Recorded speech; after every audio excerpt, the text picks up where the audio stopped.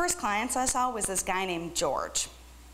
Every Friday for 3 years, George had me come over and tie him up. I will never forget the first time. I drove my giant school bus into this posh neighborhood. I parked not quite in front.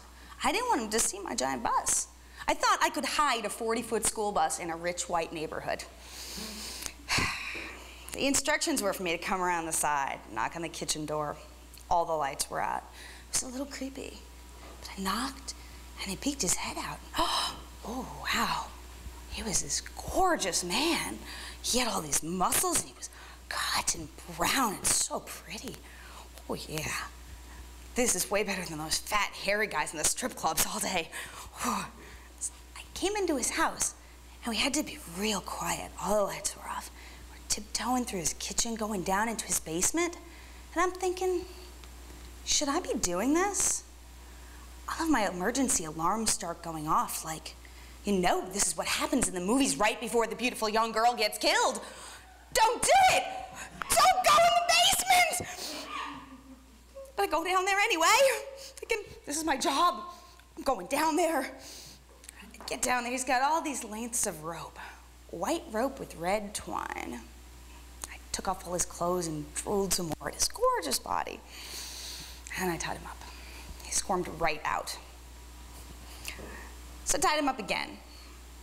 He squirmed out again. I tied him up a third time, and he promptly escaped, looked at me and said, "Is that the best you can do?" I was furious. I thought, I'm gonna get you. I tied him up as tight as I could. He struggled and struggled and struggled. I don't know if he's humoring me or mocking me. He said he wanted me to leave him there, all tied up and helpless. I thought, well, what if your mom comes downstairs and discovers you all tied up like this? Oh, my mom? I don't live with my mom. My girlfriend, she's the one who owns the house. She'll be home in a couple hours. If I'm not out by then, she'll come downstairs and let me out. She thinks it's fun and kinky. All right, well, it sounds like less work for me. See ya. After a good long time, George called me and said, "I've moved. Here's my new address. I live in an apartment in a questionable neighborhood." So I drove my bus, which she still didn't know about, and parked it pretty far away, 'cause it's hard to find that kind of parking space in questionable neighborhoods. I walked to where George was. He didn't have a side door anymore, so I just came through the front. He told me his girlfriend kicked him out, and he had to live in this dumpy little apartment. I tied him up and left. That Thanksgiving, I was gonna be out of town visiting family, and George wanted to make sure that we got together, so I came over on Wednesday. I was really stressed out. Holidays and families and I had been practicing my knots, and I was getting pretty good at it. I tied him up real tight. I kicked him around, said, "Oh, yeah, you call me when you get out of this bondage. I'm gonna go home and pack and head to my destination. I want to hear from you as soon as you're out of this bondage." I got all the way to Albuquerque, and I still hadn't heard from George. So I called him. I was a little bit concerned. He didn't answer. He just rang and rang and rang. Finally, I fell off the hook with a lot of thumping. "Hello? George? Are you okay? Are you out of that bondage?" "Almost out." "Wow! I have clearly gotten a lot better at this." "Oh, but wait. I'm not even kind of close to where I needed to be if I need to go and help George." "Well, good luck with that.